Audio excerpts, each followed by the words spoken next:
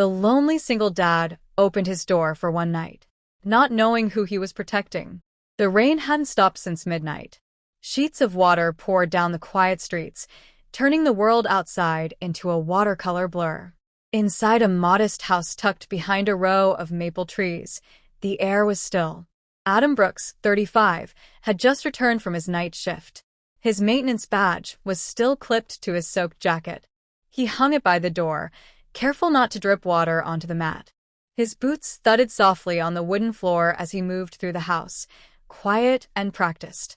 He paused by a small door cracked slightly open. Inside, his 6-year-old daughter Sophie slept soundly. A soft pink nightlight glowed beside her bed, casting warm shadows on the wall. He stood for a moment, listening to her slow, even breaths. In the kitchen, Adam poured a mug of hot water and sat down at the worn wooden table. He flipped open a notebook filled with maintenance reports and pending tasks. His face showed exhaustion, but also patience, an expression worn smooth by years of solitude and quiet responsibility. Then came the knock. A quick, sharp sound at the door broke the stillness. Adam looked up, frowning. He glanced at the clock. 2:17 a.m. He moved quietly toward the door, brushing aside the curtain just enough to peek through the side window. Under the porch light stood a young woman, soaked to the skin, arms tightly crossed, her head bowed. Long blonde hair clung to her face and neck. She didn't move except to shiver. Adam unlocked the door but opened it only slightly. His hand remained on the latch, his voice even. "What do you need?" The woman raised her head. Her face was pale. Her lips trembled, not just from the cold, but from something deeper. Panic, maybe.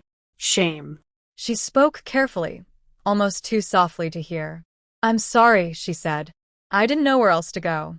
I lost my bag, my phone. I'm not trying to cause trouble. I just need somewhere safe until morning." Adam didn't answer immediately. He glanced down the hallway again. Sophie's door was still closed. The house was silent. He looked at the woman once more. She didn't seem dangerous. She looked exhausted, wet, worn out, but there was something in her eyes. She was holding herself upright barely, but she hadn't let go of her dignity. "I don't have much," he said, "but there's a couch, clean blanket. It's warm." The woman hesitated. Rain lashed harder against the porch roof. She gave a faint nod. "Thank you." Adam opened the door wider. "Shoes off there. My daughter's asleep." She stepped in slowly, dripping onto the mat, and kicked off her boots. She looked around the living room. Simple, clean, lived in. A tiny pink backpack leaned against the couch. Children's books filled a small shelf. A home, not just a house. Adam handed her a towel. "Dry off. I'll get something warm." She murmured her thanks, patting her arms and hair. Her fingers trembled. Adam returned with a folded sweatshirt, a thick blanket, and a pillow. "I'm Adam," he said. "You can stay on the couch tonight." She took the items carefully. "Linda. Thank you. You don't even know who I am." "I don't need to," he said. "I just know no one should be standing in the rain at 2 o'clock in the morning." Linda blinked. Her eyes shone, but she said nothing. Adam turned to go, but paused to scribble a short note and set it beside the steaming mug of water on the table. Then he disappeared down the hall. Linda stood still for a moment before settling onto the couch. The sweatshirt hung loosely, but it was dry and smelled like clean cotton. She wrapped herself in the blanket, took a sip from the mug, and finally let herself exhale.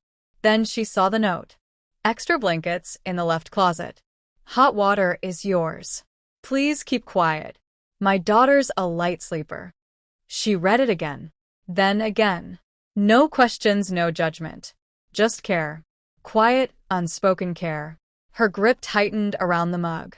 Her throat ached, but not from fear, from something else, something gentler. No one had looked at her like this in a long time. Not like a name, not like a problem to fix or a trophy to protect, just a person. "I forgot what this feels like," she whispered. Outside, the rain continued to fall. But inside, Linda felt safe for the first time in days. She leaned back into the cushions. Her eyes began to close. She didn't know what tomorrow would bring. But tonight, just tonight, she wasn't alone. And neither was he. Linda woke to the sound of laughter. For a second, she didn't know where she was. The blanket around her smelled like clean cotton. The couch beneath her was lumpy, but warm. Then she heard it again, a soft, bubbly giggle, and the smell of something slightly burnt drifted in from the kitchen. She sat up slowly. A little girl stood in the doorway, grinning wide, holding a stuffed bunny by one ear. Her blonde hair was in messy pigtails. She tilted her head. "You're the rain lady," she said proudly, like she had just solved a mystery. Linda blinked. "I guess I am." The girl laughed again and skipped toward the kitchen. Linda pushed back the blanket, ran a hand through her tangled hair, and stood. The floor was cool under her feet. She padded into the kitchen. Adam was at the stove, flipping something that smelled like toast a little too well done. He looked up and gave a small nod. "Morning," he said. "Good morning," she replied, voice still raspy from sleep. Sophie climbed into a chair and kicked her feet against the legs of the table. "Dad burns toast every Saturday," she said matter-of-factly. "It's a tradition." Adam glanced over his shoulder. "Only when I'm distracted." He set 3 plates on the table. Toast, eggs, and a few apple slices. Linda hesitated. "You didn't have to. You're here," Adam said simply. "You should eat." So she sat. They ate quietly at first. Sophie chatted between bites, telling Linda about her bunny named Carrot, her favorite crayon color, green, not pink, and how she once saw a raccoon on the porch. Linda listened, smiling without realizing it. After a few minutes, she offered to make another round of toast. Adam raised an eyebrow, but handed her the loaf.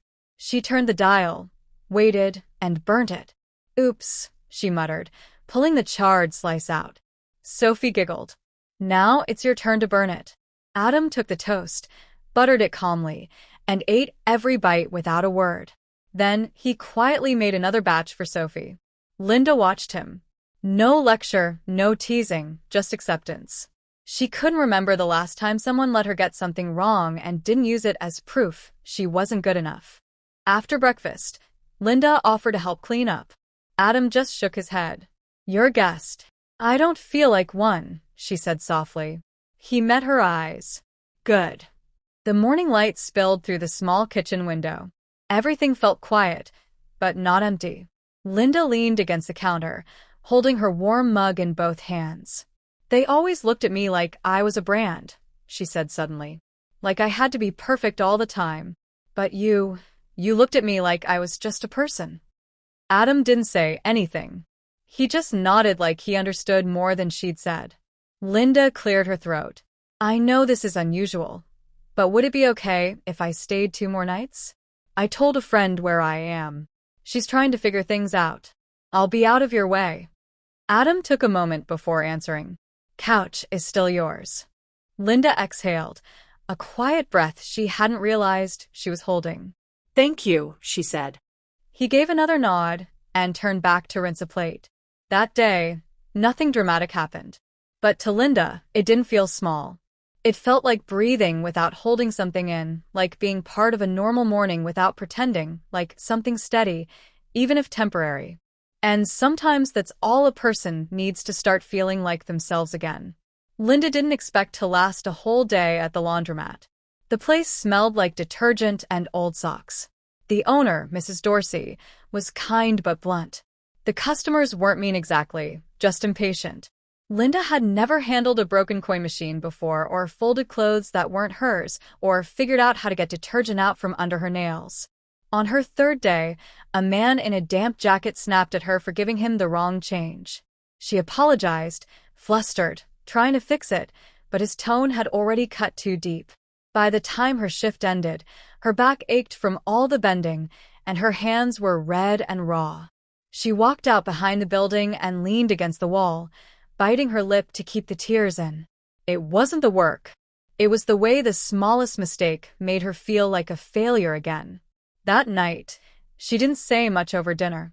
It was just instant noodles and some chopped carrots. Sophie told a story about a bird she saw, complete with sound effects. Adam listened, nodding occasionally, mostly focused on his bowl. When Sophie ran off to brush her teeth, Linda stayed seated, staring into her nearly empty cup. Adam glanced at her. Rough day. She nodded. He didn't ask for details, didn't offer any speeches, just said, "You earned today. That matters." She looked at him. He meant it. Simple as that. No pity, no applause, just quiet respect. For someone like Linda, who'd spent years in rooms where nothing was ever enough, that sentence landed deep.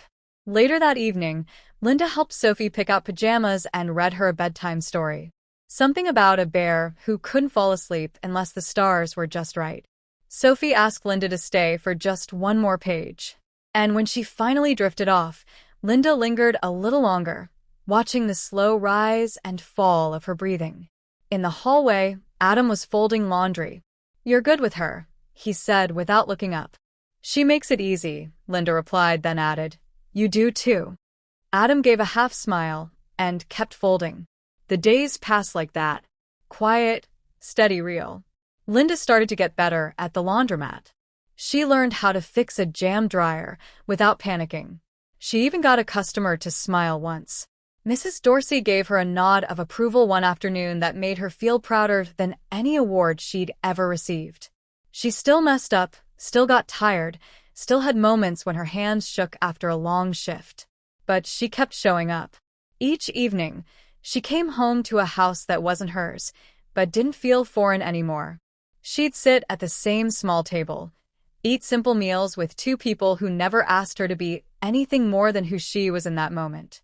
There were no camera flashes, no press events, no expensive wine, just tap water, laughter, elbows on the table, a little girl's drawings taped to the fridge, and something else Linda had never realized she missed, the sound of her own voice when it wasn't rehearsed. One night, after a long shift and a longer bath, Linda stood by the window, watching the porch light flicker slightly in the breeze. The rain had stopped.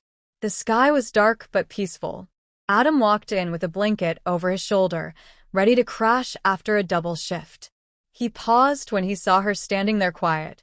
"You okay?" Linda turned to him and smiled softly. "Yeah," she said, "just thinking about." She hesitated, then whispered more to herself than to him. "Maybe this is what living feels like." Adam didn't answer. He didn't need to.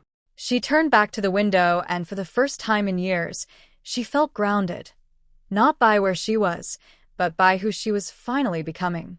It happened on a Tuesday afternoon. Linda was helping out at the laundromat. Business was slow, so she offered to wash her own load in one of the back machines. Adam had stopped by to fix a stubborn spin cycle.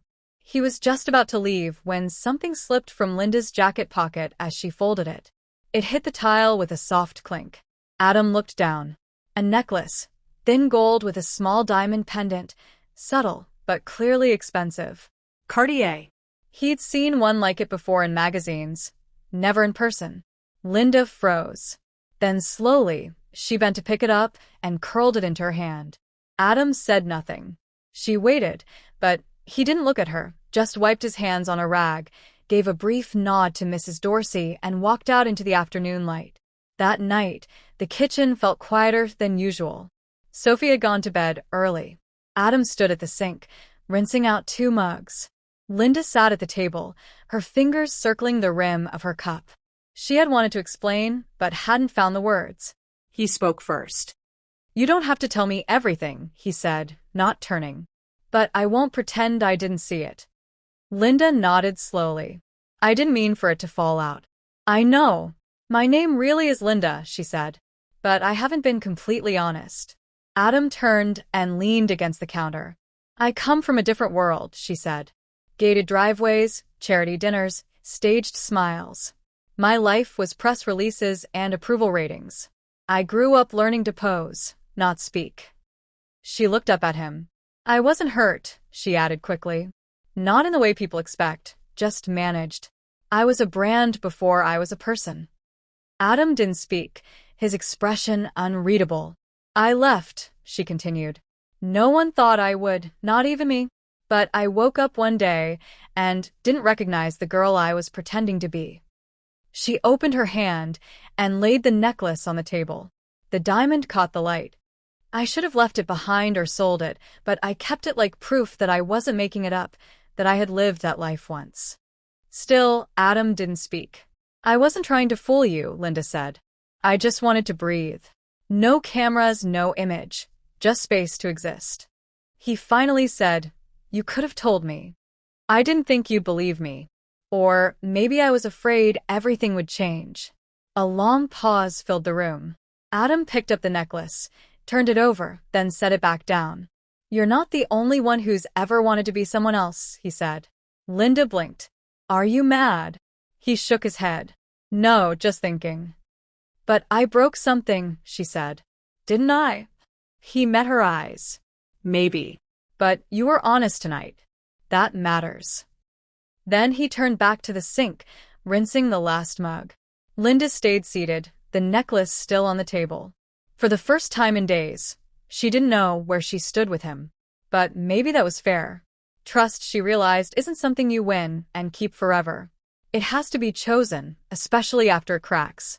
She stood up, quietly wrapped the necklace in a napkin, and placed it in her bag. No more lifelines, just life. The laundromat was quieter than usual that Tuesday morning. Linda stood behind the folding table, sleeves rolled up, sorting through warm towels that smelled faintly of lavender and steam. Her hair was pulled into a low ponytail, strands loose around her face. She was finally finding rhythm in the work, predictable, grounding. The bell above the door jingled. She didn't look up at first, expecting a regular, but something shifted, the quiet confidence of someone who wasn't there to do laundry. She glanced up and froze. A man stood just inside. Black leather jacket, baseball cap pulled low. He held no laundry, just purpose. Then, too casually, he lifted his phone. Click. The sound snapped through her. Click. She stepped back. "Linda Whitmore," he said, not loud but firm. "Gotcha." Before she could react, Adam appeared. He had just come in from the back with a bag of clean linens. When he heard the name, he moved fast. In one smooth step, he positioned himself between Linda and the man, body squared, voice low. "Put the phone down." The man smirked. "Easy, man. Just doing my job." "Her family," I said. "Put it down." The stranger hesitated, lowering the phone a little. "You don't even know who she is, do you?" Adam didn't blink. "I don't need to. But I know what kind of man hides behind a lens in a laundromat." The man backed up slightly, still eyeing Linda. "6 figures for a photo. That's all. No harm." Adam said nothing. He grabbed Linda's hand. "Let's go." They ducked through the side door, slipping into the alley behind the shop. Rain had begun again, light but steady. It soaked her sweater as they ran across the back lot. Linda was trembling, not from the cold, from the sound of her name, spoken aloud, dragging the truth out of hiding. At the curb, Adam slowed. "You okay?" She nodded, barely. "Wait here. I'm getting Sophie." Before she could speak, he was gone. Minutes later, he returned with Sophie bundled in her jacket, half asleep, but calm. He lifted her into the truck, buckled her in, and handed her a juice box from the glove compartment. Then he looked at Linda. "We're dropping her with Mrs. Johnson. She's next door. You'll like her. Bakes great cookies." At the yellow house down the street, Mrs. Johnson was already at the door. Adam must have called her. The older woman smiled gently, took Sophie's hand and nodded. Adam turned to Linda. "She's safe. Back in the truck." They pulled away from the laundromat and down a quiet street. Linda stared out the window, hands clenched. Adam didn't ask who she really was. He didn't ask why someone would pay for her photo. He just drove. Then, quietly, he said, "You don't owe me answers right now. You just need to be safe." That was it. No pressure, no questions, just protection. Offered freely. Linda turned to him in the soft light. His profile was calm, but his grip on the wheel was tight, like a man who'd made a choice and would not back away. Something broke in her. Not fear, but a kind of release. A tear slid down her cheek. No one had ever stood between her and danger before, not without wanting something in return, not without knowing her name. Adam had nothing. A small house, a quiet job, a daughter he loved more than life. And somehow he'd just given her the one thing no money had ever bought. Safety without demand, without condition, not knowing who he was protecting. And somehow that made it mean even more. The knock came just after sundown. Linda was rinsing dishes in the kitchen. Sophie was humming quietly in the living room, coloring at the small table Adam had built from leftover plywood. The house felt peaceful in that moment. Small but warm. Adam answered the door. On the porch stood a man in a tailored overcoat. His silver hair combed neatly back. Polished shoes untouched by the muddy sidewalk. His presence didn't just fill the doorway. It pushed into the house like a cold front. Linda froze. "Dad," she whispered, water dripping from her hands into the sink. Mr. Whitman's eyes swept past Adam, landing directly on his daughter. "So, this is where you've been hiding?" Adam didn't move. "Can I help you?" "I'm here for my daughter," Mr. Whitman said crisply. "She's coming with me." "I'm not a suitcase, Dad," Linda said, stepping forward. He ignored her. His eyes moved around the small room. Cheap furniture, drawings on the fridge, a second-hand bookshelf filled with children's books. "This is what you traded everything for?" he asked, incredulous. "A maintenance man's living room and a child's leftovers." Linda's face paled. Adam stayed calm. He didn't flinch, didn't raise his voice. "She came here because she didn't feel safe in the world you built around her," he said simply. "She wasn't safe because of money. She was safe because she was treated like a person." Mr. Whitman's jaw tightened. "You think offering her a couch and warm water makes you a hero? Do you have any idea who she is?" "I didn't," Adam said. "Still don't really. Doesn't change a thing." Linda's hands trembled at her sides. She looked between them. Two men who couldn't be more different. One who had given her everything money could buy. One who had offered her nothing but honesty, kindness, and the quiet permission to be herself. "You've made your point," she told her father quietly. "Then come home," he said, taking a step forward. "I'm not your investment," she replied. "No," he said coldly. "But you're my responsibility. And this is beneath you." She looked at Adam. His eyes didn't beg her to stay. He didn't speak. He simply stood still, letting her choose. Sophie peeked out from the hallway, sensing the tension. Linda caught her gaze, wide, soft, trusting. That was the hardest part, because Linda knew what would come next. Her father wouldn't stop. He would send lawyers, investigators, spin stories. Adam and Sophie would become collateral damage in a media circus they never asked for. She couldn't do that to them, even if it meant walking away. She turned back to her father. "Let's go." Adam started. She shook her head, her voice cracking. "If I stay, I drag you and Sophie into something you never asked for." "You don't have to go," he said, stepping forward. "But I should." Mr. Whitman turned and walked toward the waiting black town car at the curb. Linda followed slowly, every step heavier than the last. At the doorway, she turned back. "I didn't leave because I hated my life," she said softly. "I left because I hated who I was becoming inside it." Adam didn't answer. She met his eyes for a long second, something unspoken passing between them. Then she looked at Sophie and forced a small smile. "Be good, sunshine." Sophie ran toward her, wrapped her arms around Linda's waist. Linda knelt down and kissed the top of her head. Then she stood up and left. The door closed behind her, not with a slam, but with a quiet finality. Adam stood there for a long time, unmoving. Then he walked to the window and watched the car drive off, the taillights fading into the night. The house felt colder than before. Not because of the weather, but because of what was no longer inside it. The fever came suddenly. Sophie had seemed tired after school, quieter than usual. Adam thought it was just a long day. But by midnight, her forehead was burning, and she could barely keep her eyes open.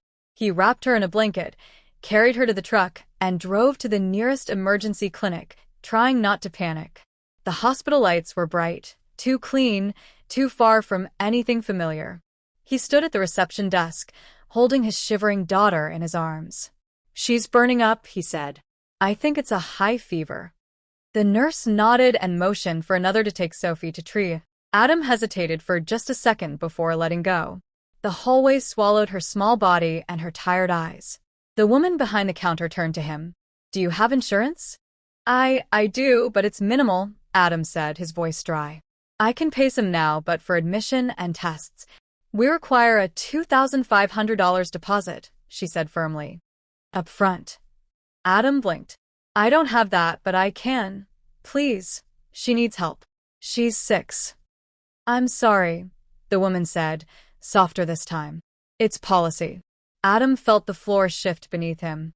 He looked toward the hallway, fists clenching at his sides. For a moment, all the years of doing his best, working night shifts, saving every dollar, meant nothing in the face of that number. Then, from behind him, a voice cut through the tension.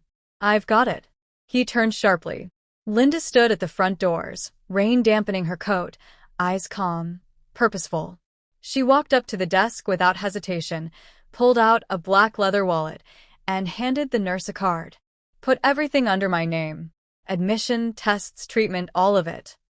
The nurse glanced at Adam, then back at Linda. "Relationship to the patient." Linda looked straight at the woman and said without a pause, "Family." Adam was speechless. She didn't look at him right away, just took the receipt, signed the form, and handed it back. Then she turned slowly and met his eyes. He was still standing there, silent, stunned, searching for the right words and failing. He began, his voice cracking. But she shook her head, stepping closer. "You protected me without knowing who I was," she said gently. "This time I'm protecting you, knowing exactly who you are." For a moment, neither of them spoke. The hallway buzzed quietly. Machines beeped softly in the background. Somewhere, a nurse paged a doctor over the intercom. But here, in this small space between them, everything else faded. Adam reached for her hand. She took it. No apology, no thank you, just fingers curling into each other like they'd always belonged. "You didn't have to come back," he finally said, voice low. "I did," Linda replied. "I just didn't know when until now."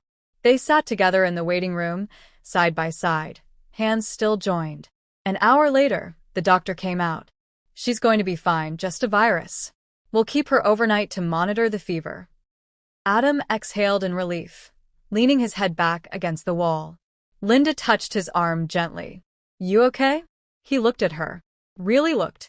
Not as the girl who had shown up on his doorstep in the rain or the daughter of a man with too much power, but as someone who had chosen this place, this life, this moment. For the first time, it felt like they weren't strangers reaching across two different worlds. They were something else, something closer, something that felt like family. The penthouse was still the same marble floors that echoed every footstep, the same tall windows that overlooked a city that never slept. But Linda didn't walk in like the frightened daughter who had once been afraid to raise her voice. This time she walked in with her back straight and her heart steady. Her father stood by the window, a glass of aged scotch in his hand. "You came back," he said without turning. "I didn't come back," she replied. "I came to say what I never got to say." Winston Whitman turned then, his eyes sharp. "You've made your point, Linda. You've had your adventure. Now it's time to come home." "I am home," she said softly. He frowned. "That house, that man," she nodded. "That man, that life, that's where I learned who I am." "You're my daughter," he said. "You were raised to lead, not to serve coffee and fold laundry." Linda took a breath. She didn't raise her voice. She didn't cry. "I'm not rejecting your love," she said. "I'm just choosing to define myself." He looked at her for a long moment like he was seeing her for the first time. "I can't support this life you've chosen." She smiled, not bitter, just honest. "You don't have to. You just have to understand that I finally can." Winston didn't stop her as she left. He didn't hug her, didn't call her back. But for once, she didn't need him to, because she wasn't walking away to escape. She was walking towards something real. 1 year later, the Saturday morning sun spilled over the small food stand at the corner of Brookside and Maple. A wooden sign hand-painted by a local artist read, "Brooks and Company. Weekend breakfast." Adam stood at the grill, flipping pancakes with quiet focus. Linda, her hair tied loosely at the nape of her neck, handed out coffee with a calm, practiced grace. Their hands brushed once, and they smiled like it was still new. Behind the counter, Sophie sat on a stool with a notebook in her lap, scribbling furiously. She was writing her school essay. Her title read, "The Night My Dad Opened the Door," and her first sentence was, "My dad opened the door for one night, but love stayed forever." Linda paused as she read over Sophie's shoulder, her heart tugged in the gentlest way. She kissed the girl's forehead. "That's beautiful," she whispered. Sophie beamed. "It's true." Later that evening, after the last customer left and the stand was packed away, the three of them walked home. The air was cool and a soft drizzle had begun to fall. At their porch, Adam reached for Linda's hand. She took it, fingers threading through his, warm and familiar. They stood at the same spot where exactly 1 year ago, a soaking wet girl had knocked on a stranger's door. Back then the rain had been cold. Back then they had been strangers. Now the rain was light, almost gentle, and no one was cold anymore. Linda leaned her head on Adam's shoulder. Home didn't need chandeliers or grand entrances. Sometimes it just needed a couch, a warm drink, and someone who saw you for who you really were. Not a brand, not a trophy, just a person. The porch light flickered on behind them. Adam looked at her and smiled. "Ready to go in?" Linda squeezed his hand. "I already am." If this story warmed your heart, don't forget to give it a like and share it with someone who still believes in second chances and quiet kindness. At Soul Stirring Stories, we tell the kind of tales that don't need grand gestures, just real people, honest love, and moments that matter. Subscribe now to never miss a story that might just stay with you long after it ends. Because sometimes the softest voices tell the strongest truths. See you in the next one.